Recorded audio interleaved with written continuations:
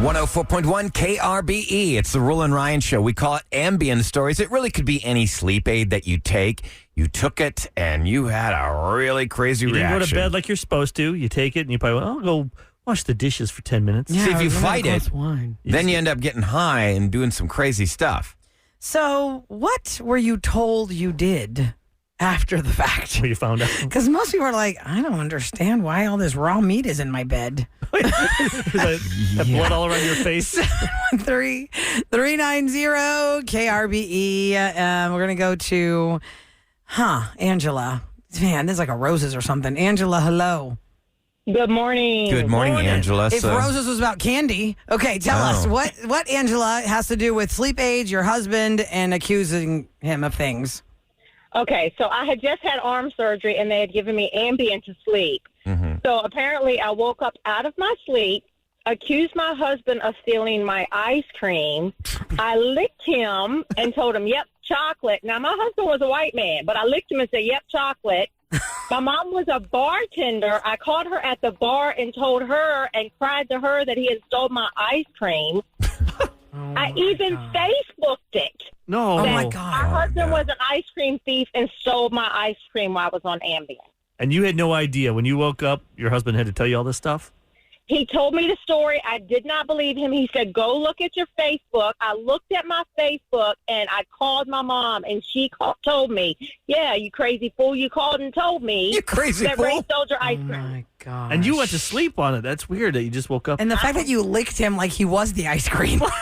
Yeah, like I licked him and told him, yep, chocolate. Yep, chocolate. Oh, my God, that's so random. Wow. You stole my ice cream. Yep, you stole it. Like, you can tell somebody ate something by licking their skin. Like, imagine we all tasted like the last thing we ate. Let me see what you ate last. Let me lick you. Peanut butter crackers. They should almost have a law that you're not allowed to have your phone when you're taking that stuff. Seriously, that stuff is the devil. I'll never take it after doing this segment all the time. I know. It doesn't happen that way for everybody. Like I had Ambien. I had an Ambien prescription. Never had a problem with it. How do you know? Yeah, you live alone. How do you know? Your dog knows, but you don't. Yeah, your dog's like, yeah. Angela, thanks for sharing your story. You're welcome. Y'all have a great day. You too, honey. Take care. Thanks. Bye. Bye-bye. Okay, let's go to Amanda on the line. We're talking about sleep aids. We call them Ambien stories. It could be any sleep aid you were prescribed at 713-390-KRBE, where you found out you did something real wacky while you were on it. Hi, Amanda.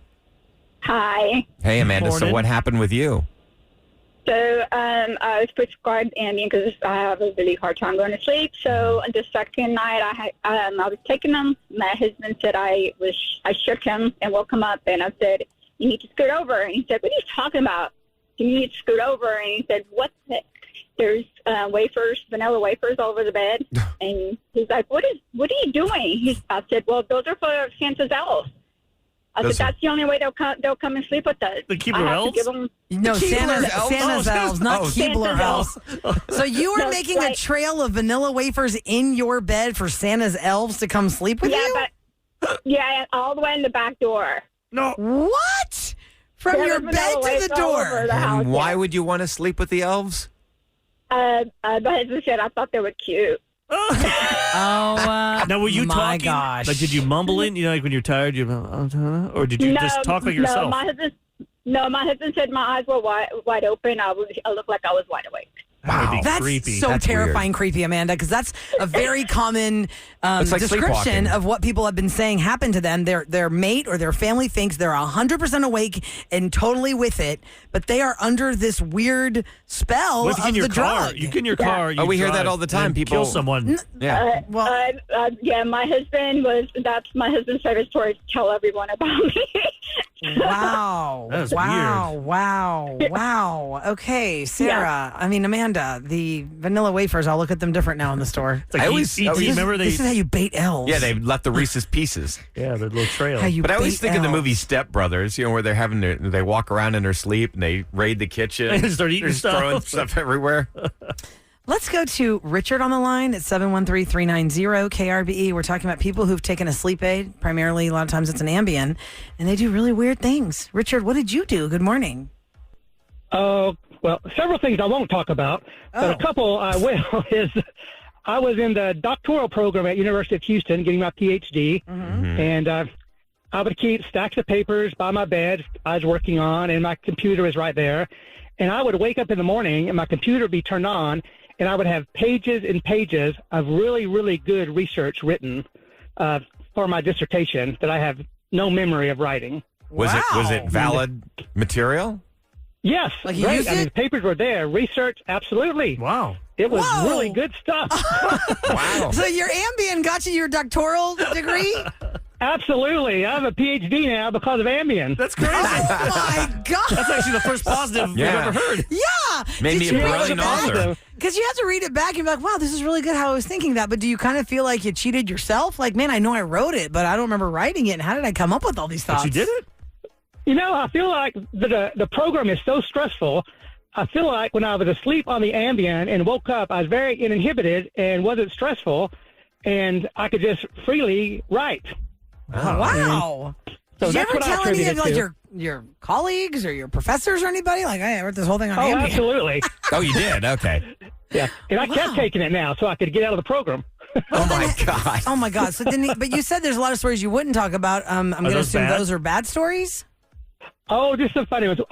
One, I woke up and I was almost in San Antonio, Oh, my God. Oh, my God. only in my boxer shorts. You drove to San Antonio in your boxers. My God. Dallas with the And I chicken on needed your gas. head. San Antonio I with needed boxers. gas. So you're on empty in your boxers. No money? Almost to San Antonio. No, I had money. I keep a credit card in my car, so I had to stop at a gas station in my underwear, in my boxer shorts, and get gas to make it back to Houston. Is that when you woke up and Yeah, you is that when you realized? snapped out of it when you were pumping the gas in Yeah. San Antonio? It's a little drafty out here. No, I woke up and I saw the San Antonio exits. That's when I realized I was awake. That is scary.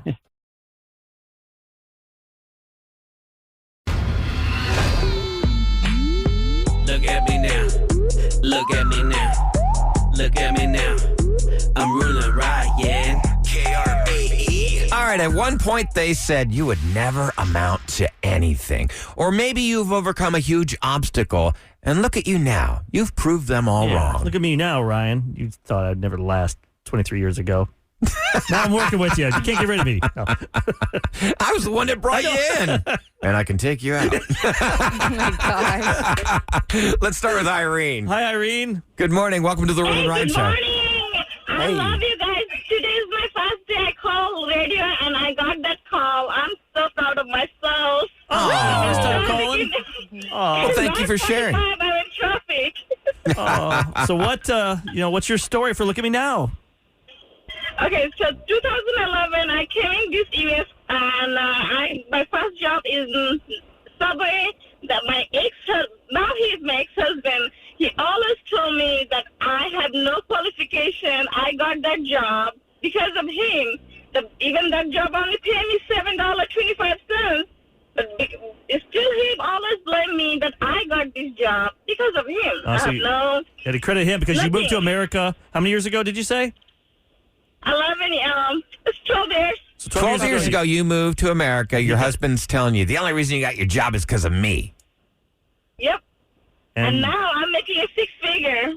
You're making six figures. and he's not in the picture? He's gone? Oh, definitely gone. Nice. When'd you get rid of him? Officially last year. Oh, congratulations. Wow. You don't need that negative energy in your life. Why? Yep. Can I ask, did you guys both come here to America? Actually, yes, he is still here. And guess what? He's doing same job he was doing 11 years ago. So he never changed. Same and- position. so he's probably jealous or something. Is he Yeah, jealous yeah. of you? Oh, definitely he is. You can hear the glee in her voice. I love it. Well, that's awesome. Only in America, Good for right? That's you. why Yeah. there's more proof why Yep. people can bash Americans in America, but my father-in-law says it all the time. He came to this country, and this is where you can make something of There are yourself. opportunities. That's why they call it the land of opportunity. You can't make you can't make six figures after 10 years for making $7. Yeah, that's incredible. Like in other countries, like you can in America. Thank you, Irene, for sharing your story. We have Nancy on with us next. Good morning, Nancy. Hey, good morning. Hi, Hey, Nancy, you want to share with us your Look at Me Now story? Yeah, so I actually had a really rough time in high school. So my dad actually had cancer. So in high school, I got kicked out of so many schools. And where I ended up graduating, this was my 5th high school. And my school counselor, when I told her these are the schools I want to apply to, she was like, you're not going to get into any of them. You're like bottom of the class. Like, I think it was in the bottom 10 students. Mm-hmm. And then I was like, okay, well, can you at least help me apply for community college? She's like, well, maybe college isn't for you. Like, even community college. She's like, that's not even for you. Oh, no. How long ago was this? I mean, because this sounds this sounds a lot like my high school. Yeah, it was 2010. Well, that's recent. It's not like no. 1980 or something, Yeah. 1990. Yeah, it's actually really wild because even the school that I went to before that and kicked out from, they said that, I was a failure, like I wasn't going to amount to anything. They tried to send me to an alternative, which is why I changed districts. But I actually just graduated from the best law school in Texas, so I definitely proved them wrong. Nice, congratulations. You go, Nancy. Hey, Nancy, can I ask you, so what was, I'm sorry that your father had to endure that and go through cancer while you were in high school. Was that the reason? Why did you have to switch 5 different schools? Yeah, so a part of it was the cancer. A part of it was I kept getting kicked out of schools. So back in the day, I guess, like, Texas had all of these, like, status offense laws. So if you were a truant, and I was a truant often because my dad couldn't take me to school, my mom's an immigrant, couldn't drive. So they were just trying to kick me out. They were pushing a lot of kids from these Texas schools because I think it's, like, mostly funding issues, right? Mm-hmm. Like, if you have a truant kid, you don't get funding for them. It just makes the school look bad, so they would just push you out. Wow, that's terrible. I'm glad you overcame that. And so people understand what she's saying. Truant means a kid that is not going to school. Yeah, you've missed too much school. So her dad couldn't take her to school because he's going through treatment. And they wouldn't work with you to, like, help you get... That's like, so on a sad. Boy, the education system failed you. Did you end up going to, like, community college then and then work your way up, got serious about the grades, and that's how you got to where you are now? Yeah, so actually I went to Lone Star Sci Fair in Cyprus. That's great. And that was the first place I ever felt like I was a good student. I was doing really well. And I actually ended up dropping out of there, too, when my dad died. And the professors there would actually send me emails constantly, like, you are one of my favorite students. Please try to go back to school. Mm-hmm. And I did. And it was just their emails, their motivation. Like, I love Lone Star Sci Fair. Like, I felt like they actually cared about me as a student. Aww. You know what? You should call them up. Incredible. Let them know that. Yeah. Email them, call them up. I mean, they probably hear it You'll make now. their Be a day. speaker at the school. That's what I'm saying. Going to You'll career honestly day. make your day. I mean, because that's a great educator. I mean, the fact that they called you up, even though you're no longer a student, and they're saying, hey, we see potential in you. Yep. It's amazing. Words can be a weapon, That's and awesome, they can Nancy. also just Thank build you. people up. And Hey, let's talk that's to fantastic. RJ on line 5. All right. Morning, Eric is RJ. smiling. RJ, good morning. Welcome to the Roula and Ryan Show. So what's your Look at Me Now story? So, in elementary school, in the 5th grade, I was in my music teacher's room, and my teacher said if I never knew how to play the recorder, then I wouldn't be able to play music in life. Yet, look at me now. I am top of my class, 2nd chair, playing the trumpet and want to be a marching band. Yeah. Hey, congratulations. I like that. What's that teacher say about you now? She didn't really say anything, but look at me now. Ah, there you go. You know what you need to do is take that trumpet and find out where she lived on and start playing Yeah, the like, Oh, my God. Reveille. Yeah. Wake her up every morning. Good job, RJ. That's awesome, Keep pushing though. through. That's awesome. In 6th grade, 2nd chair. Now your goal is to get 1st chair, right? Yes. All right. You can do Good it. for you. You got can do this. it. Keep Look us what you've updated. overcome. Let us know when you make 1st chair.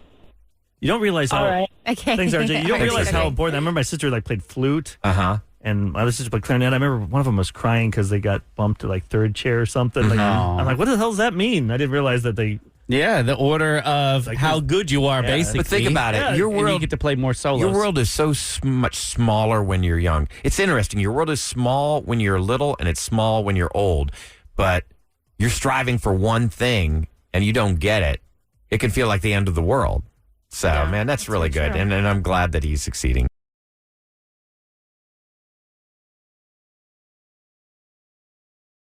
Guess who's back? Back again. It's the Roula and Ryan Robo call. up machine I have ever heard. 104.1 KRBE. All right, Special K pushes people to their boiling point with that operator frustrator known as the Robo. Oh, gosh. You go round and round with customer service folks. You think say your Wi-Fi, for instance, in this case, you think it's fixed, but then you mean you got a real person, Special K? We got a real person? No. I'll be so kind to start with the real person today. Megan does not want to be on the air, but I convinced her to tell us just a smidge about what's going on. Okay. My sister has been having problems with Wi-Fi. Okay, so if I call her and tell her that she's having some security issues or if she's been hacked? She will go berserk. Okay, because she is definitely one of the people who puts the tape over top of the camera. Like me, the camera on the laptop, cover it up. Got it on her smart TV as well. So Paranoid that the world is spying on her. Yes, they are. Hacked is her worst fear. Let's give her a call and see if we can throw that one at her here on the Roula and Ryan Show. It's the Robo call on KRBE. Okay. Hello? Hey, this is Bryce. I'm calling with TV in regards to your recent issue. Okay. Hey, yeah. So I understand you've been having some connectivity problems. Yes, I feel like there's a problem with my Wi-Fi. What do you think it is? I'm not sure. I mean, we're having issues. It's going down. I feel like there's someone else on my network. I feel like it's been hacked or something. Oh, no. Okay. Well, we don't want you to be hacked, and we do have an automated system that can actually clear that up for you. All right. Okay, so I'll just put you through to that, and if you have any problems, just say representative, and it'll come back to me or somebody, or maybe not, okay? Okay, thank you. Hello and welcome to the Network Security Tool by McAtree. Herpes isn't the only virus that will ruin your life. Are you at your PC? What? Yes, I'm on my PC. Put your PC into safe mode. How do I do that? Just put some bubble wrap around it. It will be safe. Okay. I'm pretty sure it's safe. Our system indicates a hack. Have you been communicating with any Russians? What? The Chinese? No. A shady Ukrainian? A what? A shady Ukrainian? A shady Ukrainian? No shady Ukrainians. Well, someone has gained access to your network. Who is the last person to join it? Our babysitter, Carla? She is a spy. What? No, she's not. How do you know? No. First of all, she comes highly recommended. Has she ever said, I am not a spy? No, why would she say that? Has she ever asked for your network password? Yes, that's how she gets online. Well, there you go. Should we send law enforcement? No. What if she steals your baby? She's not going to do that. Russians are slick, and there is a chance that Alexa is in on it. Okay, Alexa? Now you're bringing my Alexa into this? Is there a problem with Alexa? We need to secure your network immediately. Do you have rope and duct tape? Why? You will need to tie up your sitter until a representative from McAtree Virus Protection can come clear her of any suspicion. Can we set up a window from noon till 5 to arrive? No. We are not doing that. This is hard to believe that this is really TV. Very well. We can also use Alexa to secure your network. Just say, Alexa, secure my crib. Really? Hold on. Alexa, secure my crib. Now say, Alexa, am I on the radio? Are you kidding me? Oh my God. Who set me up? Well, it wasn't your babysitter, your sister, Megan. She called me. My name is Special K. Hi. Hey. Aw, I'm sorry you're having some Wi-Fi problems, but I'm definitely not your provider. Oh my gosh, you got me good. I am so sorry. Okay, so listen, I won't keep you any longer, but do you have a message for your sister who put you on the radio this morning? Oh, how dare you. Can you say Special K pranked me on the Roula and Ryan Show? Special K pranked me on the Roula and Ryan Show.